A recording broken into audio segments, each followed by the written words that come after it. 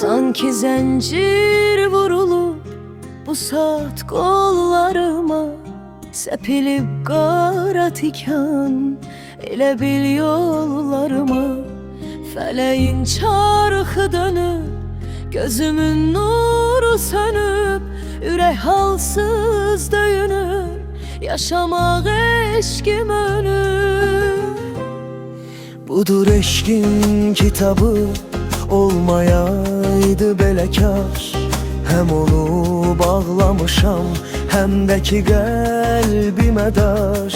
Ağlıma gəlməz idi ehtiyarım qıracaq, mənə vurduğu özünü yandıracaq.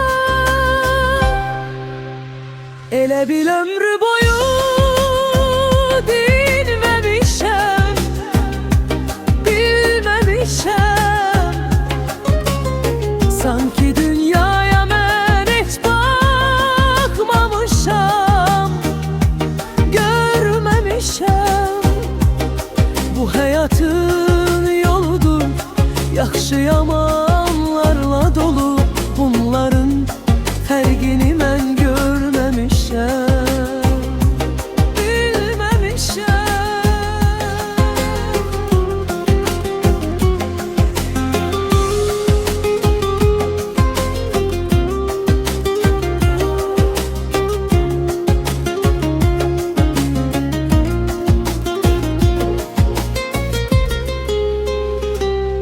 Bu şirin gözlediğim nağılın bax sonuna, məgər ilbistirmiyor girib insan donuna.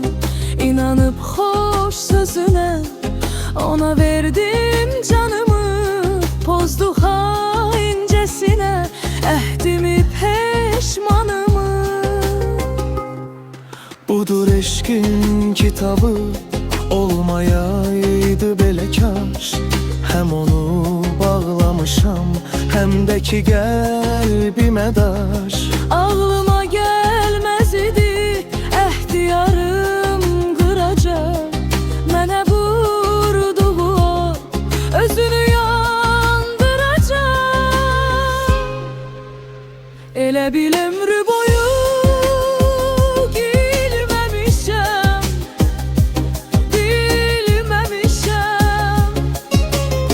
Sanki dünyaya mən heç baxmamışam, görməmişəm.